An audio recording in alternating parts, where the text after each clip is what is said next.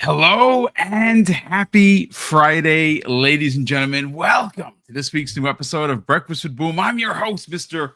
BoomStick XL. Folks, we have an outstanding 90-minute show for you. It actually might be a little shorter. Unfortunately, Korkenstein is not going to be, hanging out with us today. He does have some things to do. I thought Fuzzy's here. I thought Crispy might be here, but he might have actually had to work. So if it's just going to be the two of us, we're going to probably get through the topics maybe in about a buck 15, give or take. But we have three really big topics to get into. I don't know how your Friday has started. Mine has been absolutely spectacular. Kirby's Air Riders has arrived along with both of its amiibos for both me and Tyler, because I'm a big nerd. I'm very excited for that. I woke up to an email from the developer of Dave the Diver.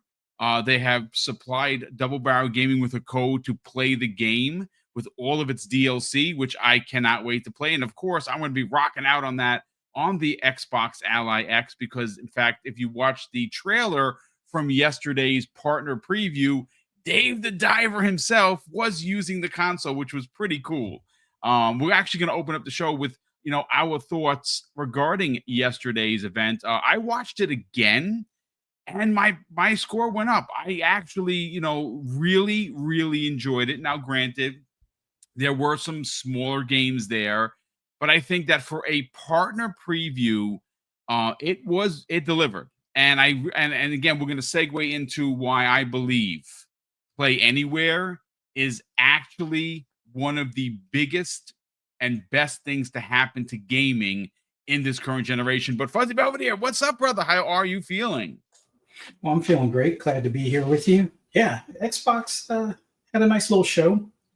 Not any real big announcements, but as far as for a lot of the games, a lot of them looking forward to playing. A lot of them work perfectly well on like the Xbox Ally as far as that handheld experience and stuff. So looking forward to a lot of them. A lot of them launching the same day.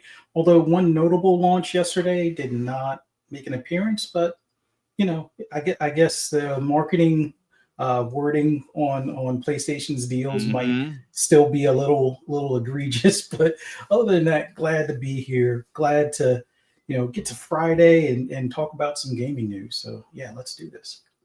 What Fuzzy's referring to is something that Special Nick of Xbox Era had made mention on Twitter. And basically what he's talking about is, if you guys and gals remember, when Death Stranding, the Game of the Year edition, finally released on Xbox, it just came out of nowhere. Like, literally, it was just dropped into Xbox. Everybody bought it, sold really well. A lot of people really enjoyed it. I started playing it again. I mean, the game is fun. For me, the most impressive thing about Kojima's newest IP, it's obviously not new now, but is the multiplayer.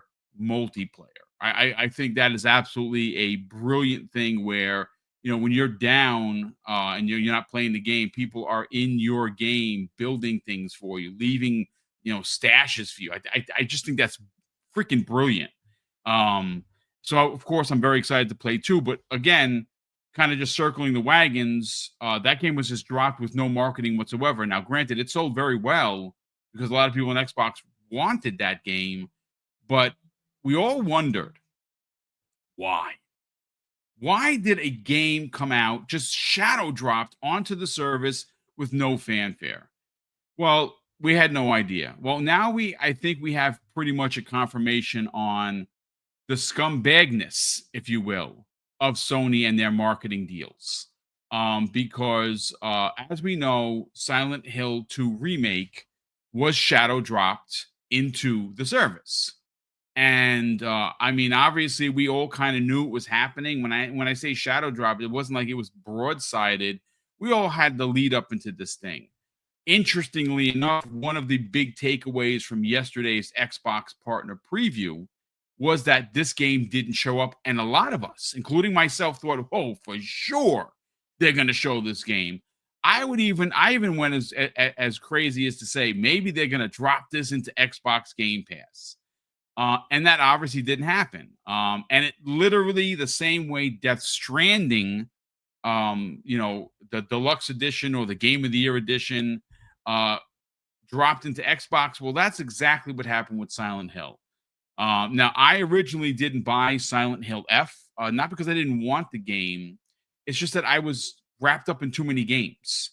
So, to my surprise this morning, and thanks to Korkenstein and Nico and a few other people on the socials, they're like, "Hey, Silent Hill F and Silent Hill 2 remake has a double pack."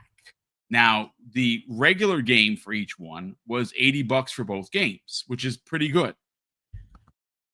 But then they had a deluxe edition 2-pack where you got all the deluxe stuff for Silent Hill F and of course Silent Hill 2 remake for $95. So what I did is I cashed in 95,000 points and I got the game for free. I literally got the game for free, or the games, I should say, because I bought the pair. This is why Xbox Rewards is just killer. It's just unbelievable, and I'm getting, I want to say, at least on a minimum, 1,000+ points per week. I know some people are getting hundreds of points, and I'm not that good. I'm just not. I know Fuzzy is, but I'm not that good. So I woke up to that, the news of Silent Hill 2. Now you've heard me talk about Silent Hill 2. I bought it. It's right here. It's just again, there's not enough time in the day, so I didn't start it. I bought it for PlayStation because I wanted to support Konami, because I really think that the more we buy their games, then maybe we'll get the Metal Gear Solid remake, which I think they're working on right now. We've heard rumors of that for years. And I'm holding out, folks, because I got a bunch of gift cards that I'm sitting on. I'm waiting for the end of year sale. I hope Metal Gear Snake Eater is one of those games on sale, because I'll be buying that as well, along with Ghost of Yotai and several others. But so yeah, that's how my morning started. And of course, we got the delivery of the Kirby Air Riders game for the Switch 2, 2 copies of that. And those amiibos, look, they're gorgeous. If you're a fan of the amiibos, you know that I am. They're awesome. But my God, $100 for the pair of them. Like I'm dying. I'm literally dying, but I can't say no, ladies and gentlemen, because I love amiibos. So there you go. But yeah, listen, Fuzzy, let's get right into the topic of conversation. And that is the Xbox Partner Preview event. Happened yesterday. It was 31 minutes in length, or 32, whatever. When the show finally stopped, I looked at my clock. It said 32 minutes. I really enjoyed it. There were some really cool things.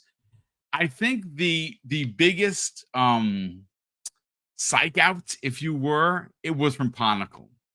Because when he showed the guy, I don't even know the name of the character, and I should be ashamed that I don't know the name, with the garlic, the old man with the cane. When they showed him in CG, I'm like, oh my God, they did it different, and it started talking about, we've made Vampire Survivors modern. And I'm like, oh my God, this is what I've always wanted. Like, I'm such a fan of Vampire Survivors. And then they kind of psycho mic'd us, if you will. They kind of pulled the rug. But to be fair, just like Vampire Survivor, Vampire Crawlers, like, I don't even know what it is. It's a first person something. I don't even know what it is, but all I know is there are a couple of things. I've said this publicly, and I'm not ashamed to say it as a man. I want to shake the hand of Ponicle. One day I want to meet this man. Then I want to give him a hug and say, thank you, sir, for making one of my favorite games in the past decade. And then I want to take $100 out of my pocket and politely put it into his and say, please continue to make your type of games for everyone. Because I just think Vampire Survivors is just one of those games that you get lost in. And it's just so damn good. So you know what? Before I bring you in, let's read exactly what happened at the Xbox Partner Preview. So these are the games, ladies and gentlemen. If you missed it, I would highly suggest giving it a watch. I thought it was damn good for sure. So it started off with Artemis. Then you had the Mound, Omen of Kaluth. which it kind of looked like a Kaluth game, and well, there it is. Dave the Diver, which was not on Xbox and now is, and I'm going to be reviewing that game, and I'm also going to be playing over the weekend. So look soon for an update about that. Crow's Sworn looks in freaking credible. And you know what? Let me just back up a bit. So Artemis Xbox Game Pass Ultimate release, Crow Sworn, another game, Xbox Game Pass Ultimate, Echoes Generation 2, which I didn't know about even Echo Generation. So now I have to go check it out because that looked dope. That's also Xbox Game Pass. Vampire Crawlers, a semi-sequel to Vampire Survivors in Game Pass. They showed a little bit, and that's the thing. It was man, they advertised 007 First Light and they basically showed nothing. It was just a CG trailer with the with his Aston Martin. Yeah. I'm sure it's gonna be dope. I know you were probably excited because you're a car guy, so you definitely were like, yes, thumbs up. Roadside Research, Game Pass, very strange. A very strange looking game with aliens wearing human paper bags Yeah. At first, I thought it was the Supermarket Simulator DLC or something. It kind of did look like that, Fuzzy, for sure. Total Chaos, Xbox Game Pass. I'm playing it right now. That game is creepy AF, man. Like you start out with it's a first person survival horror. You got to find things. It has a very Resident Evil 7 kind of feel to it. I didn't know that you can break your tools, which I don't like because I had to turn. Okay, so there's a particular part which I don't want to spoil that I'm in the game and I'm running for my life because I don't have any weapons and it's terrifying. And I was breaking boxes. I was like, yeah, I found a pickaxe. I'm good until it broke. And I'm like, oh, F, I'm screwed. Yeah. And well, there you go. So that Total Chaos, I would suggest playing it. If you like survival horror, give it a shot. It's very wild. Let's just say that. Reanimal looks, it's same by Reanimal's by the developer of Little Nightmare. Looks a lot like Little Nightmare, to be honest with you. But okay, not a problem. Erosion was the next game. That looks kind of interesting for sure. That's also Xbox Game Pass. I think for me and for a lot of people, Zoo Punk was the game of the show. That looks insanely fun, and the graphics looks dope. I'm not even going to front. That looks incredible. I'm looking forward to that. Clover Pit, which looks to be, I don't know if it's the same developer of Balatro, but they did show the Balatro card, so I'm assuming so. Yeah. I don't even know what that is. I think it's a hell simulator that you risk your life and limb for slot machines. I haven't played it. I downloaded it. It is an Xbox Game Pass Ultimate. Then they showed off what I thought to be the wild card, if you will, of the show, Hitman World of Assassination with Eminem. And he was cursing up a storm. I was like, wow, I can't believe they allowed this, but he was F-bombing left, right, and center. And I love Eminem. So good on him that he's going to get assassinated by Agent 47 because that's going to be fun. Tales of Annihilation. I believe this is the same company that does the Pokemon games, which is just crazy. It looks really good. It's probably going to be one of those ball-breaking, hard as hell type of games, but it did look like a Souls game mixed with some Final Fantasy production. It looked really good, so I'm all in on that.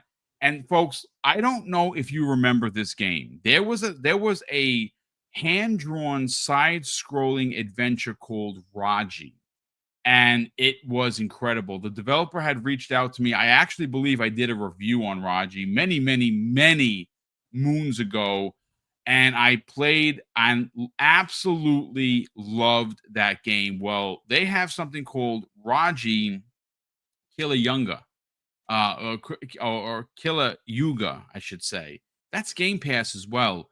And I really got, and again, it was a CG trailer, so I don't really know, but I had the same feeling as like the rat game with the brother and the sister. Yeah, it had that kind of had that feeling to it. So I got to be honest with you, for a show that we didn't know we were getting, Fuzzy, I actually think it was quite impressive. Let's get your thoughts on it, man. I would say overall it was a good show as far as the games. Now I know a lot of people are out there going to be like, well, no first party. Well, it's obviously a partnered showcase, and this is to spotlight some of their smaller partners. This isn't for like the EAs and the Ubisofts and things like that. Although IO Interactive is getting up there, especially with their 2 appearances in there. But overall, this was geared to be a smaller show, and the key thing is I think this is targeting mainly those that have the PC handhelds or console handheld, however you want to refer to it, like the Xbox Ally or even the ROG Ally, Legion Go, and all of those other devices out there because of it being play anywhere. Or if you're a PC player and console player like I am, a lot of these games you'll be able to pick up and go between the 2 devices and still keep your progress. And I think that's the biggest thing. Like I've said before, Play Anywhere is what I target now as far as in their store. If it's not Play Anywhere, I might wind up picking it up on Steam. But if it's Play Anywhere, it's definitely getting picked up on Xbox just because I love that platform. Achievements, friends list, progress for the monthly competition for achievements and things. It's how I kind of make my buying decisions on where I get the games and stuff. But a couple of ones that stood out to me, like what was that, the Chaos one, Total Chaos. At first I was like, I don't remember these from being in Silent Hill, but I kind of thought it was along those lines. But still a very interesting looking game. I haven't downloaded it yet because I'm still on my Diablo 4 kick right now. But the Echo Generation 2, didn't play the first Echo Generation as much, but I 1000, their second game, that was kind of like a Cinderella. Was it the Cinderella story? It was kind of like based on another fairy tale or Alice in Wonderland kind of fairy tale type of deal. Love that game. Kind of love the art style of it and stuff like that. So I'll definitely be diving into that. As far as the Tides of Annihilation, like, looks amazing. It actually gives me more of a the Final Fantasy vibe that Final Fantasy really wants to have, with that mixture of what we saw in Expedition 33. Now, it's not turn-based, obviously, it's full-on action, but it has more of the, I guess you could say, the style of the way Expedition 33 battles look to some extent, but the action of like Final Fantasy 16. So interesting overall game. I'm hoping it's not a true Souls-like, but we'll see if it's more leaning towards action, an action game, in all honesty. But like I said earlier, that roadside research, I thought that was like Supermarket Simulator had DLC. I was like, oh, DLC already? Because some of the store parts look like what you see in Supermarket Simulator. So I thought it would be a kind of a cool play on things, having like Alien DLC. But if it's its own game and it's almost like the Alien Invasion type of game, but you're working with the supermarket and stuff, it seems like a different or a unique game. Erosion, another good looking game. But the one that kind of caught my eye, and you pointed out as well, was Crowsworn, which at first, because of the character look, I thought it was a spy versus spy game. I was It did look like that. You are 1,000%. We're old men, so nobody remembers Mad Magazine, Spy versus Spy. We're old, folks. Any graybeards, throw one in the chat if you remember Spy versus Spy. That was freaking dope. But please continue, sir.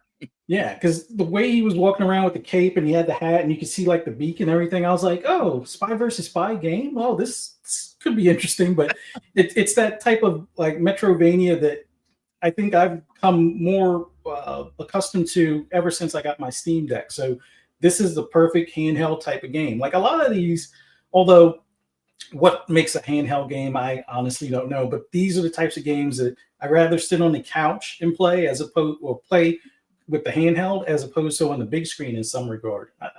Maybe it's nostalgia or maybe it's just the overall look.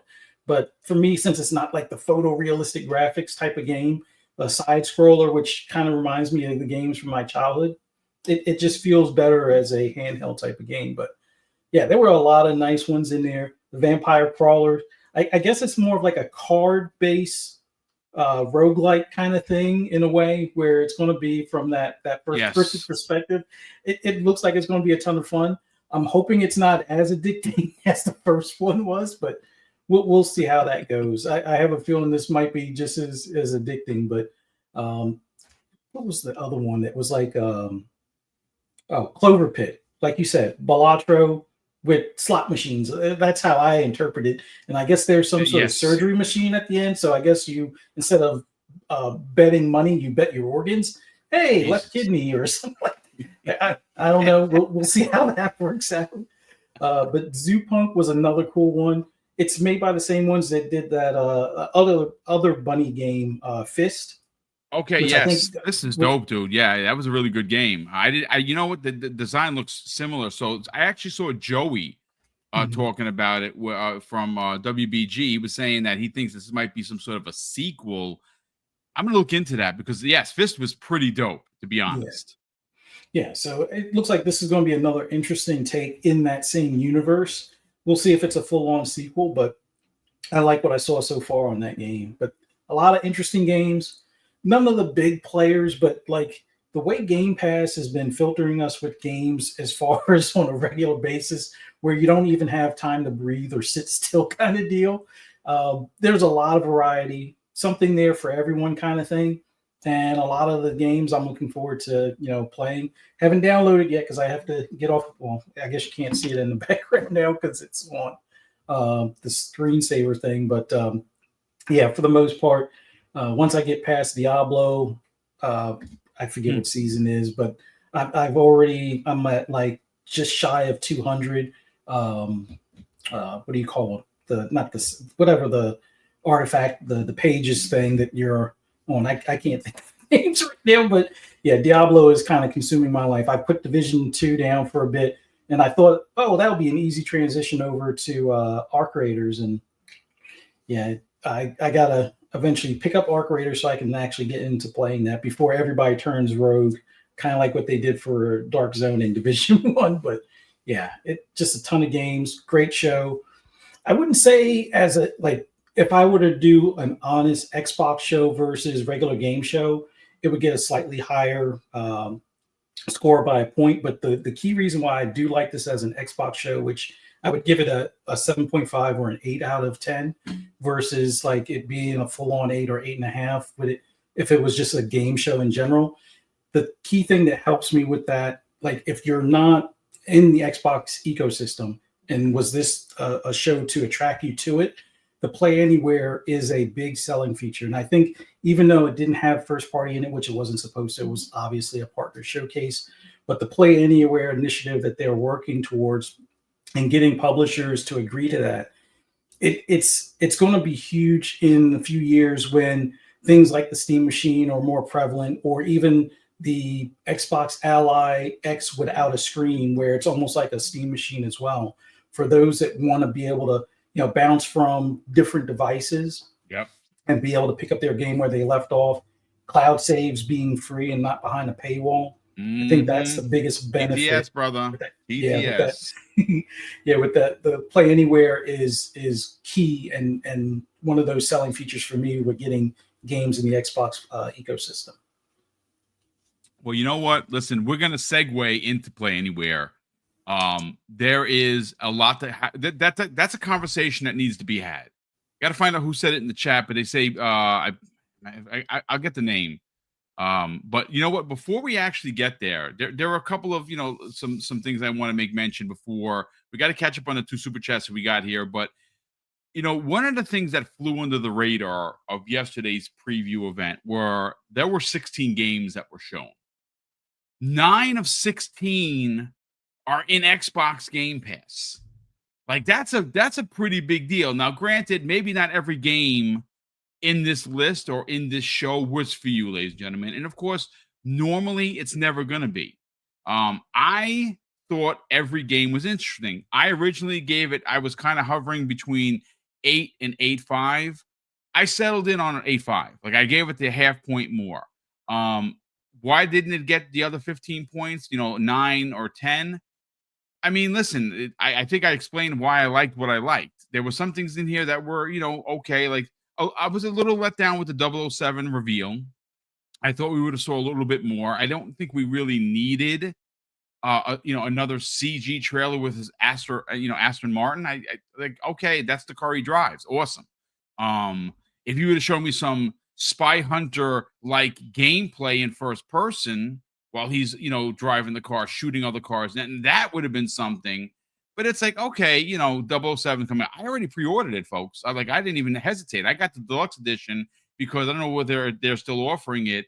If you bought the deluxe edition, well, if you pre-ordered the game, you got the deluxe edition for free. So I wound up doing that the minute the game came out for reserve for pre-order. But yeah, 9 of the 16 games shown, which is more than half, folks. And I'm no mathematician. Okay, that's a lot of games coming into Game Pass. But you know what?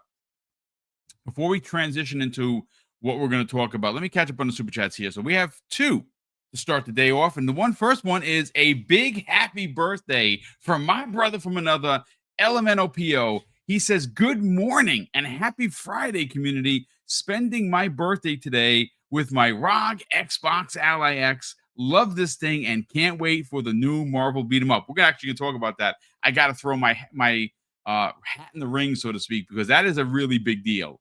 So happy birthday to LMNOPO, folks. Give this man an applaud and a happy birthday. Enjoy your day. And there's nothing like having a birthday on a Friday, man. And thank you so much for the very generous $5 super chat. Elijah Vasquez drops a very generous $5 super chat as well. And Elijah says, this show was great in my opinion, but more importantly, according to casuals over the internet and in general, they thought Xbox cooked. Casuals are loving Xbox.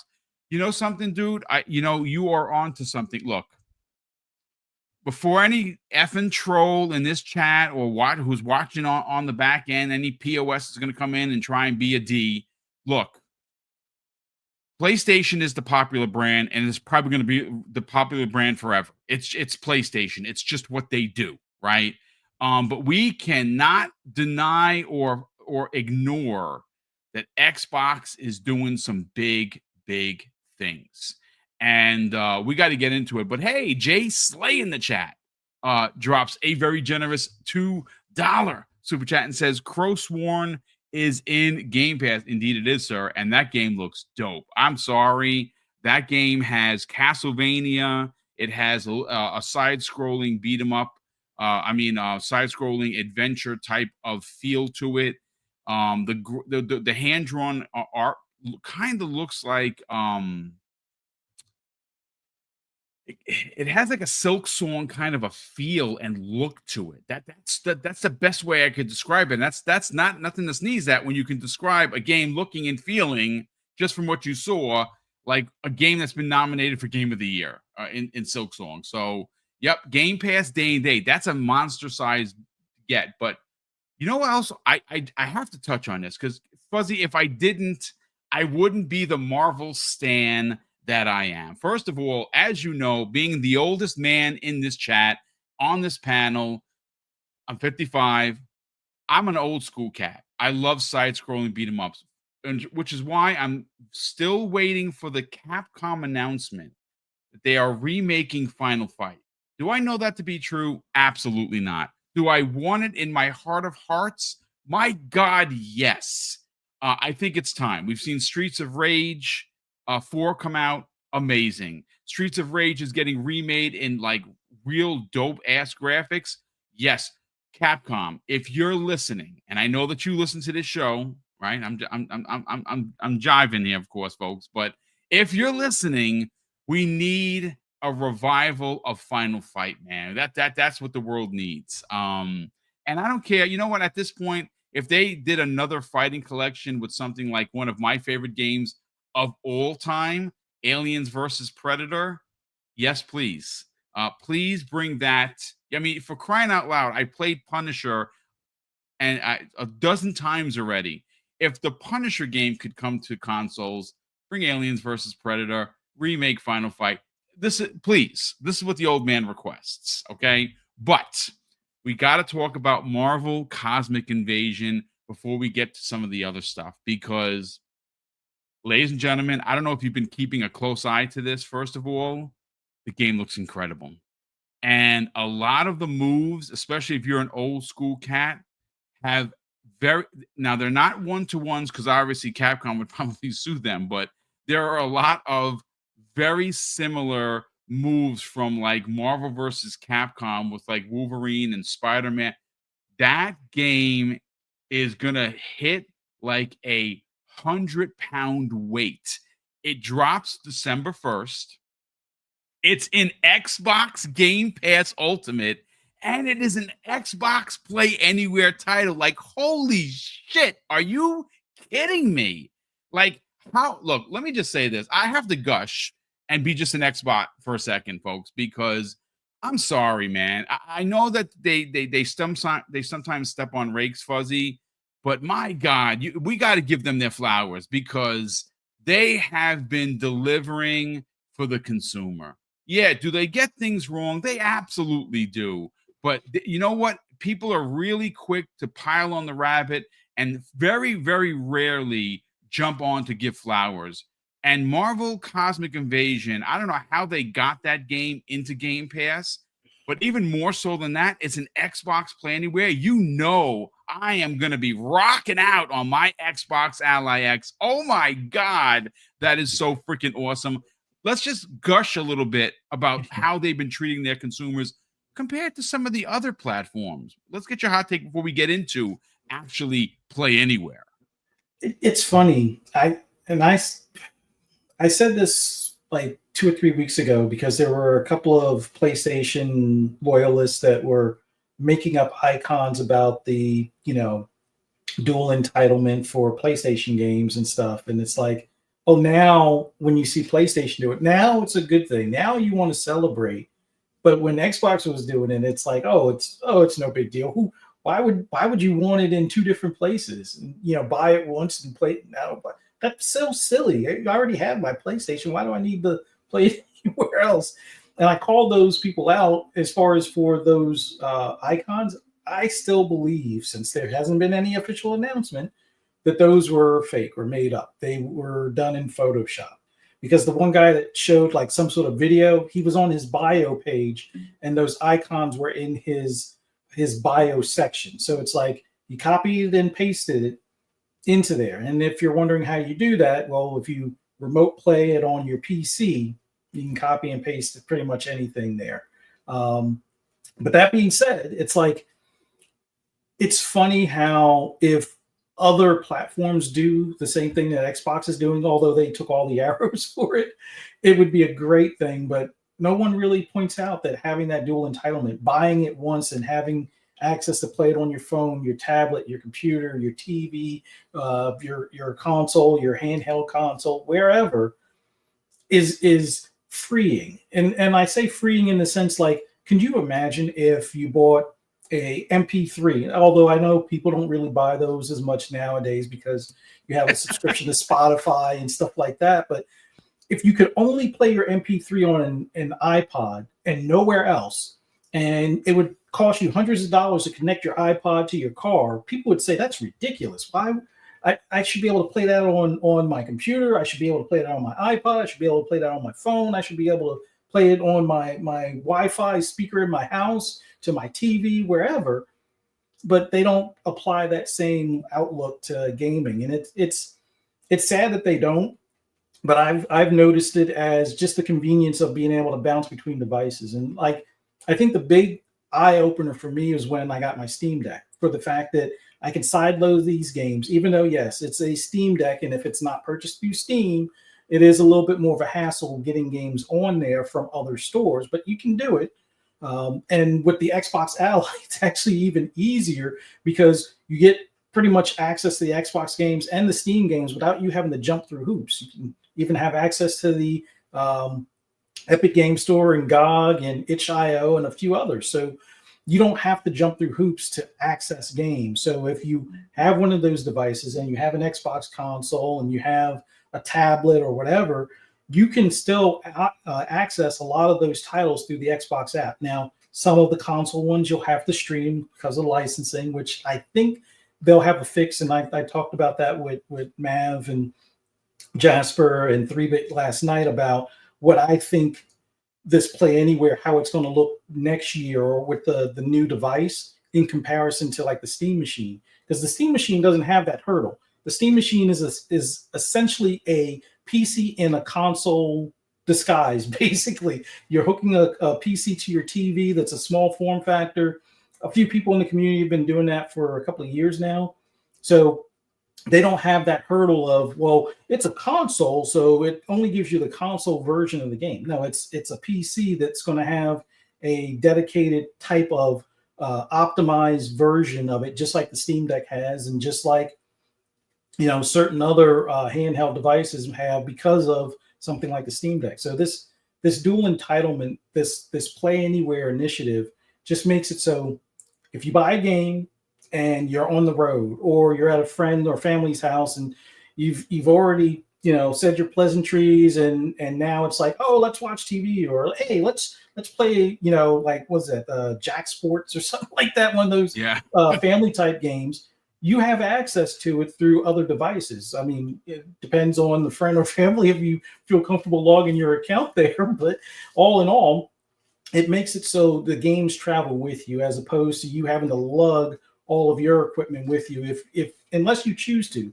I mean, the handheld, Xbox Ally, it's fairly easy to transport. I mean, it's basically like a supersized phone in comparison, but most people have cases for them, so it's no big deal. But something like that now, the fact that you and I always say the same example. I know I don't change my own oil anymore. Arthritis does affect your fingers to some extent, but going to the dealership, sitting there waiting the half hour or so for the oil change, because no, I'm not taking a Jiffy Lube where it's the 15 minutes and they break something on the car. I have my Steam Deck with me, and I'm able to play either. I can use their Wi-Fi and stream Game Pass on it because I don't have it natively installed because I didn't feel like putting Windows 11 on it, or I can play all of my Steam library. When I get my Xbox Ally X, I'll have access to all of my Play Anywhere titles, or I can call back to the console here at home and stream some of the games that way. So it's great having those options. It's great having access to stuff that, you don't have to be burdened to the hardware as if it's an anchor. Oh, well, my console's at home, so I can only play these at home. No, you can play them pretty much anywhere now. And that's great. And at some point, I think more people will realize that when they first get that opportunity. And sure, I know most people go on vacation to get away from other stuff, but there is downtime. There is time. And I'm like, I've said this on other shows. I'm probably going to get in trouble for my wife on this. When you're waiting for your spouse to get ready and you're already ready, or all you got to do is put your shoes on, the 15 minutes of them putting makeup on or doing hair, you can get a couple of games in. I know that's not for everyone. That's just me. Sure, there's other things I can do in the meantime, but that would probably just slow down matters and make her move slower. And we'd be late for wherever we're going. But I'll enough inside info. But anyway, Play Anywhere is great just for those that want a game on the go or pretty much anywhere they're at. I'll leave it at that. No, I mean, listen, I do want to just repeat something that someone said, and I don't have it in front of me. So if I didn't, because I don't remember, but someone actually said that a Play Anywhere is a secret weapon. It is, ladies and gentlemen. It's a big deal. It's a monster-sized deal, Fuzzy, because giving you the ability to play a game that you purchased anywhere you want is something that PlayStation and Nintendo are not doing. You are buying a game on Nintendo, especially an older game like, say, Super Mario Brothers 3. Yeah, it's a part of the service now, their older service, but how many copies did I buy? Quite a bit since I bought it on the NES, because your stuff doesn't move along with you. PlayStation's the same way, and this is the kind of talk that PlayStation doesn't get the smoke for. You mentioned it in jest, but it's the truth. They hide their cloud saves behind a streaming service that you have to pay for.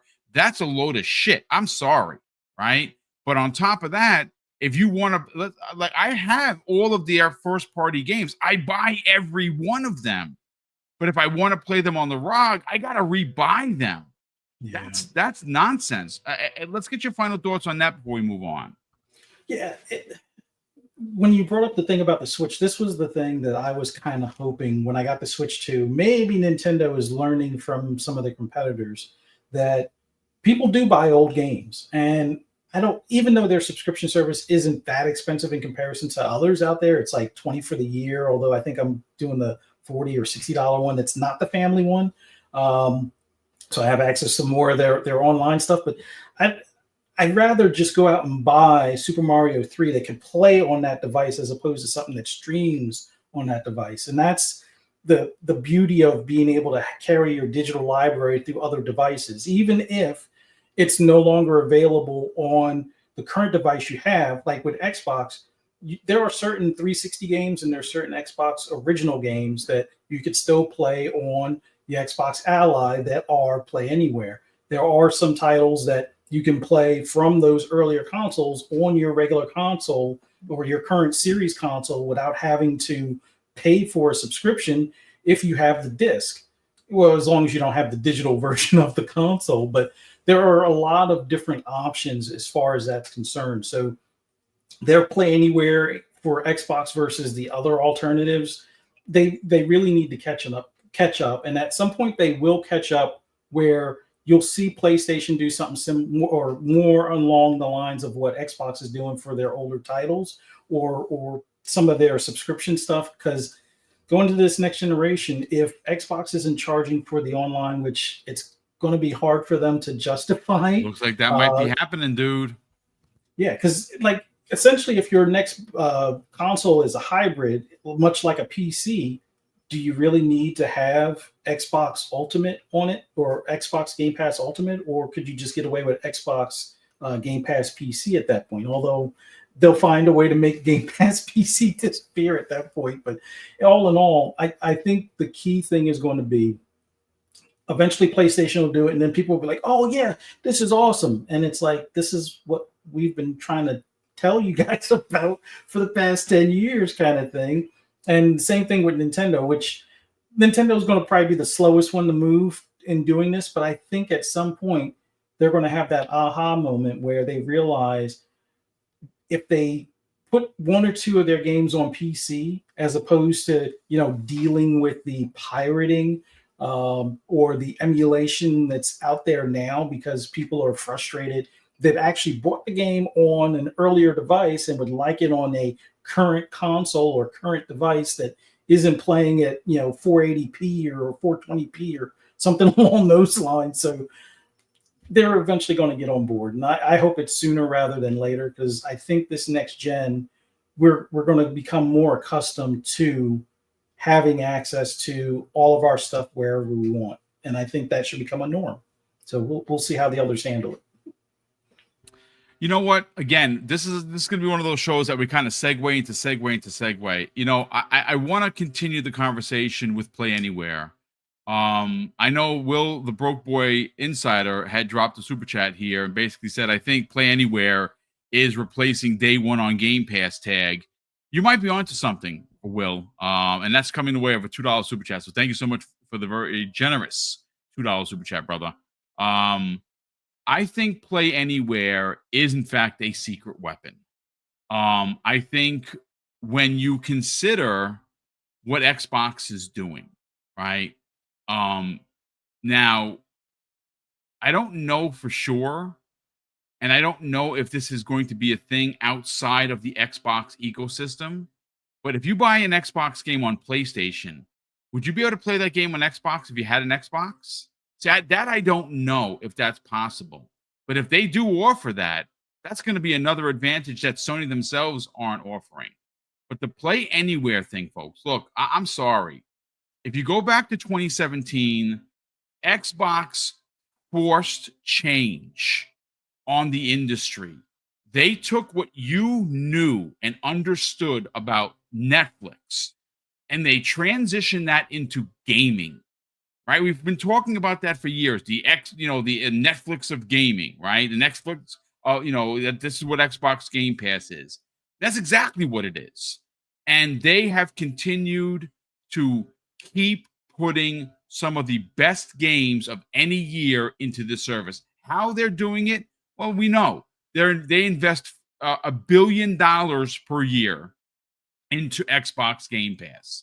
And I got to tell you, Dirt Griggity talked about it on his One Man Dark Man podcast, which I was listening to this morning. So shout out to Dirt, who's just one of my favorite podcasters, folks. He just really is. Him and the entire crew, Joey, Ray, Sean. I really, they've become my favorite go-to show. And again, they got 2 shows a week, one in WBG and one in Dirt himself. So I'm a big fan. And Dirt himself literally said, and I said this, even before listening to Dirt, that now, and I think you actually might have mentioned it as well, Fuzzy, I am actively looking for games that say Xbox Play Anywhere, because I have a machine that's technically a Xbox handheld that I could use to my advantage as a consumer. And I don't think, even though they do get the flowers, a lot of people have thumbed their nose at this, Fuzzy. Play Anywhere, to me, is as important as Xbox Game Pass that launched in 2017. I think that it is as important as the dual entitlement you get with a game. Like you talked about it, for PlayStation, if a game comes out and has better graphics, you got to pay $10. For Nintendo, it's $5 or $10. Like, for instance, Animal Crossing 2, the Animal Crossing, the upgrade for Switch 2, I'm going to buy from Mrs. Boom and I because we play it every day. But that's still $10. It's still 5 and 5, right? As an Xbox player, you get that for free. So, another one that no one really talks about, that is an unsung hero, at least in my opinion, is Quick Resume.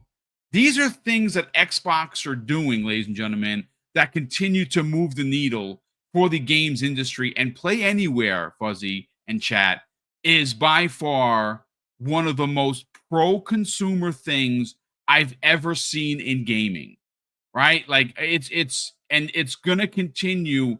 And that's the thing. I think that there are going to be companies that are going to look to do this, because people like you, people like me, people like Dirt, people like in this chat right now that literally said, I am actively looking to buy a game that has this tag. That's going to invoke more sales or potential sales for the big devs, sure, but certainly for a lot of the smaller ones. I'm going to get your thoughts on that, bro. Yeah, it's going to be tricky, because I think the big thing is there are going to be some holdouts.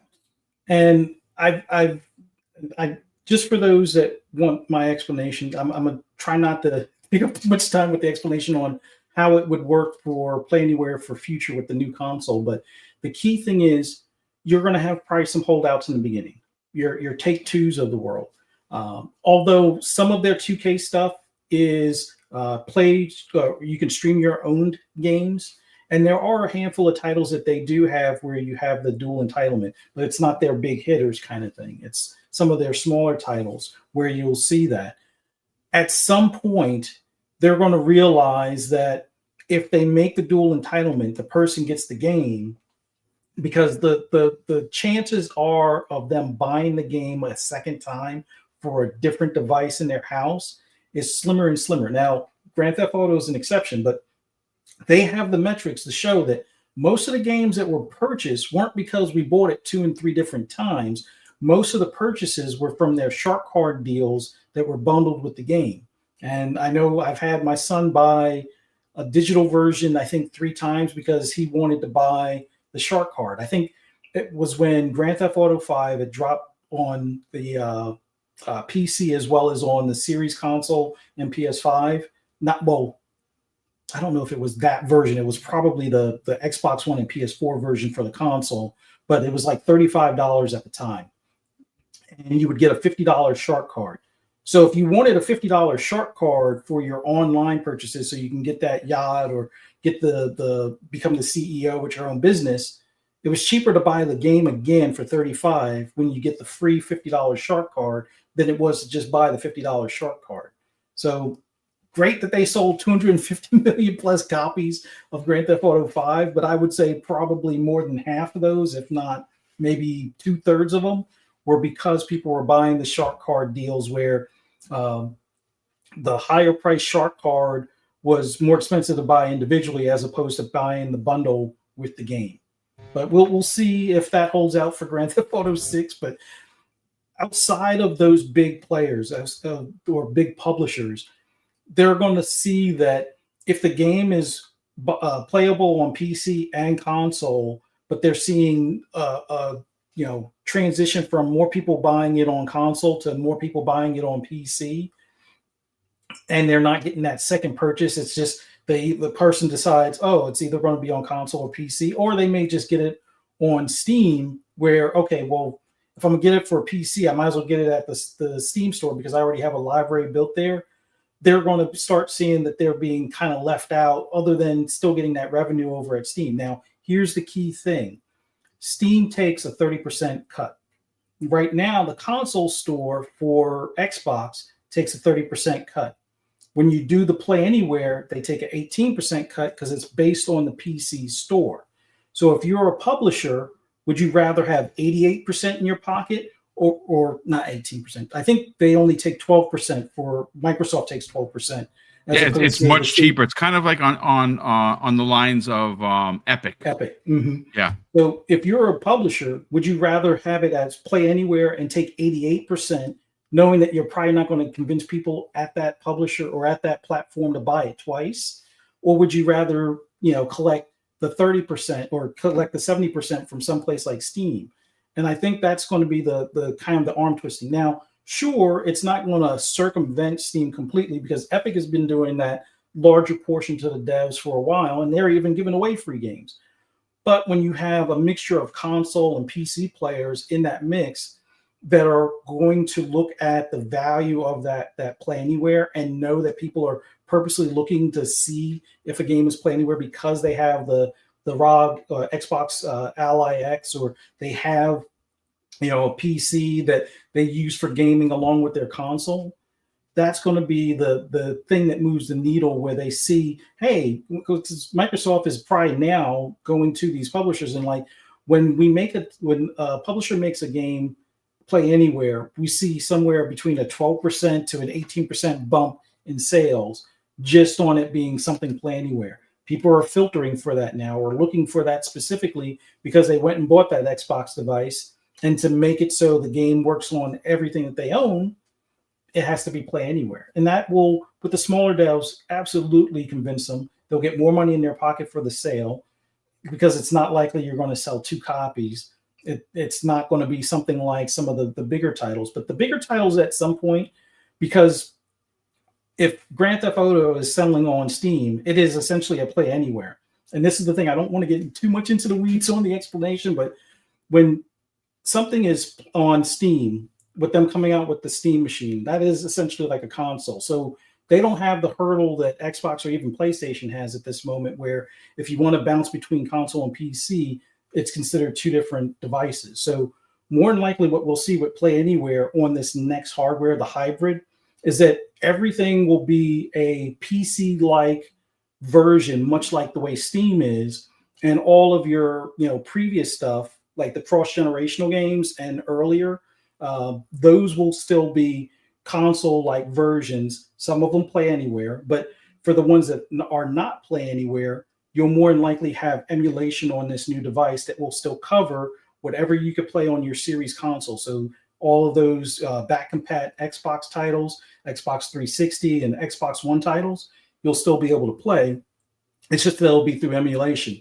Now, as far as when you hit the Xbox button on your controller, you probably won't notice any difference. It'll just start up as if it's a normal console game or game on your new Xbox Fusion or Nextbox or whatever they decide to call it. When you get one of the newer games that's specifically made for that device, it'll start up just as if it was a console game as well. The only difference might be that you might have more freedom on some of the options or tweaks that you can make, like FOV sliders when the console versions on PlayStation don't have it, or that you'll have a debug menu that you won't see on like the Switch 2 version or something along those lines. So these are the things that they're going to have to be solid on the messaging, but the Play Anywhere stuff going forward is going to be easier with the new device than it is considering if you were trying to play an Xbox or play on an Xbox One, some of these Play Anywhere titles, because a lot of that might have to be streaming unless it was made during the Xbox One generation. It's back compat to the 360 and the Xbox, but it's not forward compat necessarily with the Series games or the Nextbox games because they are a newer generation. So the only way to play those on your old Xbox One would be through something like Xbox Game Pass Ultimate, where you're streaming it. So hopefully that clears up some stuff as far as questions or concerns with the future of Play Anywhere. But the big thing is your old stuff that you can currently play on a Series console will all be playable on this next device, with maybe the small exception, although I think even on the Series console, some of those Kinect games are non-playable because of not having the ability to hook up a Kinect or something along those lines. But aside from that, whatever is back compat now on the Series console, you can expect to be back compat on the next Xbox. And then everything moving forward past the cross-gen stuff will just essentially be like more of like a PC style game, where you'll probably have a lot more options on visuals, frame rate, fidelity, and stuff like that in comparison to something like, let's say, a PS6 that's specifically a console with locked menus on the adjustability on shadow detail and stuff like that. But that's my prediction. I don't have that written in stone, but it makes the most sense as far as the direction they're going. So take it with a grain of salt. Well, no, it's good. It's great points all around. Chat's been on fire, so shout out to the chat for going back and forth politely with one another. Shout out to Black Skellington, obviously in the chat. He had basically asked me if I thought that Play Anywhere was as good as Xbox Game Pass, and I'll explain, because Xbox Game Pass in itself is the best service in gaming, right? Yeah, yes, I'm still in my feelings about the raising of $10. I'm never going to get off that, folks. I think that was wrong for them to do, especially where we are in the world currently. They could have did it, and I've said this before, a $5 increase up front, a $5 increase on the back end, but they did what they did, and it is. But the reason why I think Play Anywhere is important as Xbox Game Pass, because on its own singular space, where of course there are games that are going to launch in Game Pass that you don't have to buy, but there are going to be a ton of games, and I buy a ton of games, which is why I had almost 220 something thousand points. I didn't get that from just checking in. I buy a lot of shit. So there are games that I buy that that are not part of it. And of course, being Play Anywhere titles, they do two things. One, they make me want to buy the game because I can play it anywhere I have the ability of a screen, PC, TV, console, new handheld, right? But again, I think that everything Xbox is doing in tandem is making this platform not only the best place to play, but in my opinion, and I think this is an opinion that most people will agree with, the most valuable place to play. Because as a consumer, you have choice and your purchases matter. That's something that you do not see with PlayStation, when you do not see that with Nintendo. They're just not the same, ladies and gentlemen. But Fuzzy, we got to get into this last topic. This one comes the way of Jez Corden of Windows Central, finding himself in the hot seat, talking about one of my favorite games, or at least one of my favorite Fallout games, Fallout New Vegas, ladies and gentlemen. Now, look, I don't have a marketing degree, right? I just don't. But I think based on, if we're going to take data and we're going to use that as a driving point for being in the boardroom on what should get a remake, you don't have to look further than what happened this year. Oblivion comes out, and outside of it being absolutely stunning in every form and factor, Fuzzy, it sold like hotcakes. and it sold like hotcakes on everywhere that had it. Again, the last time I checked, I think it was over 10 million sales. For an old game that launched on the Xbox 360, that got a fresh coat of paint, that looked as good as it did, that's freaking incredible. Now, we've been hearing about this Fallout 3 remake for quite some time. As a matter of fact, we learned about that and Oblivion during the ABK trial, right? It was in the documents. Well, Jez Corden has done what he always does. And whether he did it willingly or he did it by accident, which I don't think he does anything by accident, ladies and gentlemen, he kind of said some things on X that got people like me very freaking excited. Now, look, Fallout Season 2, which looks good. I've watched the trailer about half a dozen times, and I cannot wait for it. The first season was absolutely dynamite. Amazon knows how to make a freaking show, and I cannot wait for Season 2. I am a Fallout fan. I love Bethesda for Fallout, but I love Obsidian for making one of my favorite Fallout games in Fallout New Vegas. Well, I'm going to read verbatim from the article. It says, industry insider Jez Corden of Windows Central has stated that a Fallout New Vegas remaster is in fact in the works, but this information has not been officially confirmed by Bethesda Game Studios or Microsoft. The news at hand remains an unconfirmed rumor based on Corden's insider claims. Goes on to say this, Fuzzy. Jez Corden made the statement in a casual reply on X, formerly Twitter, where he told fans not to worry about the rumored Fallout 3 remaster, as Fallout New Vegas is also, quote, coming. Pause.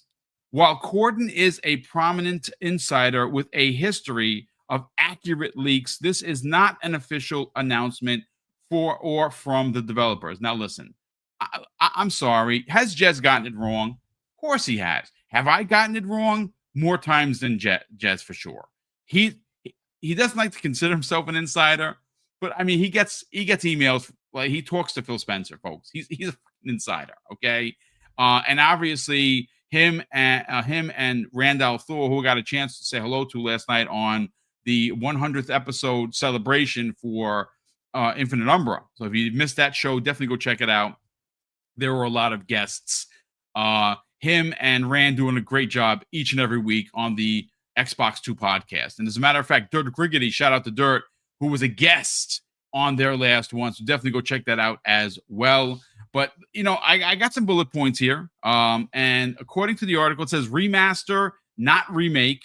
The current speculation points towards a remaster similar to the recently released The Elder Scrolls 4 Oblivion Remastered, rather than a full remake from scratch, which would involve using an entirely new engine like the Creation Engine 2. Now, that would be insane, but I don't need that kind of craziness. Do what they did with Oblivion, and you're going to get my money. Now, granted, it's going to be in Game Pass, obviously, so I won't have to buy it. But if I want to put on my marketing hat here for a second, folks, put out something with the helmet from Fallout New Vegas, and I'll buy the $200 edition Bethesda and Obsidian and Xbox. You can have my money. Goes on to say this in the other bullet point, timing. The potential timing of a Fallout New Vegas remaster makes sense due to the success of the Amazon TV Fallout series, whose second season is expected to largely be set in where, Fuzzy and Chat? New Vegas. Oh my God, yes. Goes on to say official status. Bethesda has not provided any official word on a New Vegas remaster or remake. Official announcements so far have focused on the Fallout 4 Anniversary Edition and native version of Fallout 76 for current gen consoles. I mean, that's great, but I mean, Bethesda, what are you doing? Like, put out Fallout 3 or put out Fallout New Vegas. What are you waiting for? You're going to take the people's money. It's going to sell. I don't understand why they didn't even consider this. But again, this is, just my thoughts. Lastly, fan projects. Currently, the only confirmed remake efforts are an ambitious fan project such as the Fallout 4 New Vegas mod, which aims to rebuild the original game within the Fallout 4 engine. End quote. Fuzzy, I mean, look, again, I'm not a marketing manager, but I kind of feel, and I don't want to be disrespectful because I don't know if something is going to happen, because I this is just my hot take, ladies and gentlemen.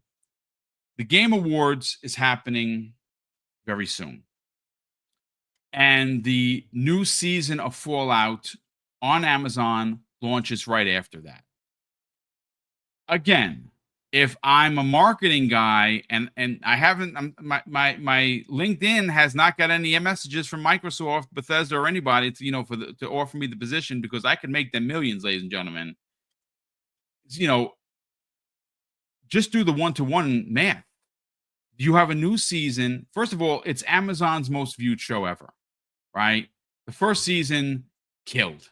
The second season looks to be even better. You're going to New Vegas. I mean, come on, man. I mean, the end of the first season, you kind of knew that's where they were going. Sorry, folks, spoilers. The freaking thing has been out forever. If you haven't watched it, shame on you. What can I tell you? But this is an opportunity to use Jeff Keighley's Game Awards the way Jeff uses everyone else. And that is to have Todd Howard come out in his glorious brown ass jacket that he loves to wear and announce either one, two, or both that here's Fallout 3 remake, boom, in Game Pass right now, available on your favorite store, Nintendo Switch 2, Steam, PlayStation, go crazy. And of course, you're going to make millions because the show is happening. And we know what happened when the first show, Jamie Moran talks about it all the time, where their Fallout 3 and 4 were like number 1 and number 2 in Europe, folks. I mean, these are old ass games and they were leading the sales charts. So you announce Fallout 3 and and he's feeling a little froggy, and I think he should. You make the announcement that next year, to celebrate the 25th anniversary of the Xbox platform, we're bringing back Fallout New Vegas remake. The crowd goes crazy. Like, folks, I mean, if you're not getting goosebumps, you're not a nerd. What can I tell you? I'm getting goosebumps. And I think that is the way it should be done. But I also do not have a marketing degree. Fuzzy, on our last topic, before we get to the final super chats and gifted subs, let's get your thoughts on my theory, and more importantly, what Jez Corden of Windows Central and the Xbox 2 podcast had to say about the Fallout New Vegas remake. Yeah, it's definitely interesting. Like, there's some weirdness with them rehiring I think it was the producer or the story writer for the original Vegas, coming back to Obsidian and stuff like that. So, and there's an unknown project that they're working on. I still think it's something in the Fallout universe. Could there also be a remake? Sure, but it's weird right now because I do think Fallout 3 is getting that remaster treatment, much like Oblivion did. When we'll see it, I'm not sure, but it's definitely in the near future. The producer, when he came back to Obsidian, was saying that he's not working on a Fallout New Vegas 2, which technically, if you're not working on a Fallout New Vegas 2, you could be working on the remaster for Fallout New Vegas, or just basically the original. I always thought it was going to be something along the lines of, maybe it's not Fallout New Vegas 2, maybe it's another location, but I do like your outlook on it as far as the timing based on the new season and stuff along those lines, because like you said, they saw the city skyline, well, not skyline, but like the city outline of Vegas when they came over that hill after like the season finale for the first season of Fallout. So there's something to it, and something, Vegas related, New Vegas 2, or, whatever they decide to call it. I do think that would make the most sense to have that release, unless it's going to be years out. A remake may not take as long as a whole new from the ground up storyline and things along those lines, or maybe some of the story stuff can be mixed in as a DLC. Oh, by the way, we're doing an update to Fallout New Vegas or a remaster, and we have DLC that goes in correspondence with the with the TV show or something. So I'm hoping there's something along those lines at the Keeleys, although the bigger thing I'm still hoping they do is like they did in 2019 for the next hardware unveiling, but they could do the hardware unveiling and then that be the highlight software that they show and what it looks like in Unreal Engine 5 running at 120 frames or something to that effect kind of thing. But yeah, I really hope there is a Fallout New Vegas something or somewhere in that universe or space for Obsidian to be working on. They like we know they have an unknown project outside of Avowed 2 and continuing with Grounded 2. So we'll see what it winds up being. But yeah, that would be an awesome showing at the Game Awards. It would, and it would be fitting. Look, the Game Awards, we listen. Your mileage is going to vary. Like I like seeing the wins from the developers. I do. I know it's kind of nerdy, but I like when they get their flowers. I know a lot of people don't watch it for that. That's fine. You watch it for what? The trailers. Everyone always does. This year is a little wild for me. Again, it's just another I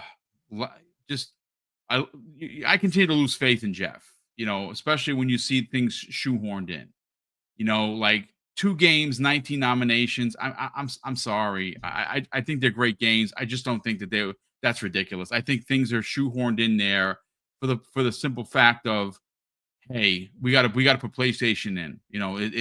This is our bread and butter. I think that's a lot of horse shit personally, but that's fine. That's just my personal opinion on it. I find it odd that Xbox had 12 games come out and they get 10 noms, and some of the noms were like for like best art direction, Keeper's not there. That to me is weird, man. I don't want to really take it down that road because we got to get on out of here, but that's just one of those things it's a head scratcher. 12 games, and again, maybe not every game is for you, but like the music of South of Midnight, yeah, it's chilling, it's haunting, it's authentic. That doesn't get the nod for that. Again, it's if we're gonna just pull back and say, "Oh, we're here for the trailers," I hope, like you said, the Xbox shows off their next generation console and potentially a new game running on the hardware. Would that game could be New Vegas? Could that game be Fallout 3? Possibly. I think that again, this is just marketing boom. They have an opportunity to make a lot of money, which I always say I don't give a shit about because I'm not getting any money from that. I mean, you and I have stock, but we ain't making that much. Like, we're not sitting on the board or anything. I don't have that much stock, but it's just is what it is. They have an opportunity to take what Jeff's show is, use him for a change, use his platform, because his platform is massive. I listen. I know people get mad at me when I say this. I don't really have a problem with Jeff. I don't know him to have a problem with him. Do I like some of the stuff he does? Yes, I do. I like what he does for the gaming space as a whole. Do I like some of the BS that he does? No, I actually don't. I think that as a diplomat, he's supposed to be better, and sometimes he's not. And that's very disappointing for me. But that's just the way life is. But with all of that said, Xbox, who I know listens to this show, and I've been told certain people listen to this show, which is incredibly humbling, should take my advice and use Jeff's show to do a couple of things. Show off your next generation OEM hardware, show off a next generation game that's a couple of years out, like The Elder Scrolls 6, potentially.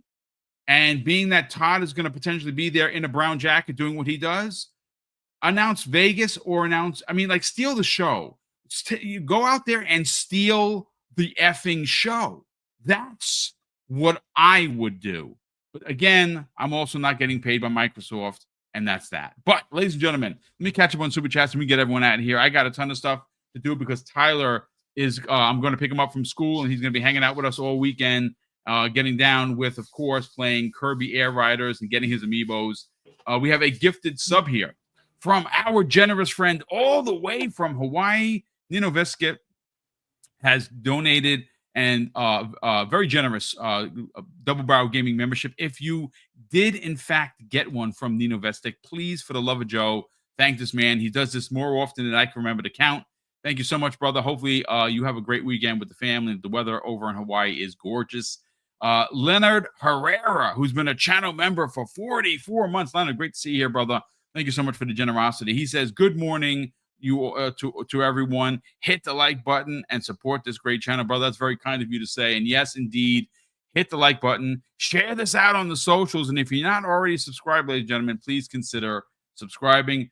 We have Tim the Sorcerer dropping a very generous £2 super chat and says, awesome show. Everyone have a great gaming weekend, brother. And thank you so much for the generosity and the very kind words. And yes, enjoy gaming, folks, on whatever console you enjoy gaming. And lastly, JJ711, oh, I actually say JJ Sayin 117 drops a very generous $5 super chat. It says, anniversary shout out to Zelda Ocarina of Time. Yeah, that was so good. Diddy Kong Racing, Donkey Kong Country, and Banjo-Tooie, some of the best games ever played since childhood. You know what's interesting? I could have sworn that Nintendo was going to, and you could look it up. I've actually seen video. I don't know if it's real or not, of a remake of Diddy Kong Racing, which of course they own the IP, but Rare did that. I hope that comes to fruition, man. If that's true, yes. And all of those games you mentioned are dope, brother. So thank you so much for being here. Thank you for the generosity. And of course, thank you back for the walk down memory lane. I loved every one of those games. But ladies and gentlemen, that's going to do it for us here on this morning's Breakfast with Boom. I hope you have a great gaming weekend. I'm going to be hanging out with Tyler all weekend, having a great time, playing pretty much everything. And we're going to go out and do some early Christmas shopping as well. Let's sell the brand of Fuzzy Belvedere's wife, which, of course, is Fright Night with Ferocious Fee, Friday evening, 6 p.m. Eastern Standard Time. Their last episode was a wacky one, folks. It involved Clockwork Orange, which is a very, very polarizing film for sure. What do you got going on this week, brother? Where can people subscribe to the YouTube channel? But more importantly, follow you guys on social media. Well, as always, love doing this Friday podcast with you, Boom. Always love talking about the gaming news and what we got to look forward to as far as upcoming games and hardware and just everything in the industry. Love interacting with the chat. Sorry I didn't get to interact as much as I normally do, but it was awesome having you guys here. Happy birthday to those that made mention. I think was it Elemento Pio? Elemento Pio and Iman Burns. Happy birthday, Burns. Gentlemen. Yes. Yeah. So have a great weekend. Enjoy some gaming. Play, something horror related. And even though it's not October anymore, play some of these horror games because there's a lot of them coming out, and it's good to see that genre kind of taking off, especially with Silent Hill 2 coming to the platform and stuff. But for those that want to hear us talk about horror movies and reviews and things like that, please check out Fright Night with Ferocious Fee. I'll put the link in the chat. Tonight at 6 p.m. Eastern Standard Time, we'll finally be discussing Sinners, which I think we're going to have a split panel on this. 2 of us enjoyed it, 2 didn't enjoy it. I don't know why, but we'll see. Just hang out for the conversation and give us your thoughts on what you thought of Sinners when it came out. I'll let you know in advance. I enjoyed it. It is a long movie, but it kept my attention. Like, I'm usually the guy, if a movie is more than 2 hours, I'm kind of dozing off, and I didn't have that at all in this movie. But yeah, it's a great time to be a gamer. It's a great time to be a horror gamer. Be safe, have fun this weekend, and clear that backlog because 2026 is probably going to be more stacked than this year. So this year is overwhelming. So get cracking. It's too much, brother. Again, I'm sorry to say, there are too many games. There are just too many freaking games. Yeah. So that, again, not real world problems, ladies and gentlemen, but problems nonetheless, especially if you like games as much as we do. But ladies and gentlemen, again, that's going to do it for us. A big thank you to all of the gifted subs. channel memberships, and super chats that were dropped in today's live stream. Happy birthday to Iman Burns and Element Opia once again. Gentlemen, have a great birthday weekend. Of course, birthdays on Fridays, awesome, because you got the whole weekend to enjoy them. Eat well, have a lot of cake, and don't apologize for overstuffing, because that's what birthdays are all about. But of course, I'm going to close out the show with something that's incredibly important to me, ladies and gentlemen. Hopefully, one day will be important to you, and that's something that my dad taught us when we were kids. And he would say, Craig, treat others how you want to be treated. And also, it doesn't cost anything to be nice. You live by those rules, son. I can guarantee you're going to have an awesome day. So take care, everyone, and we'll see you next week on the newest episode of Breakfast with Boom.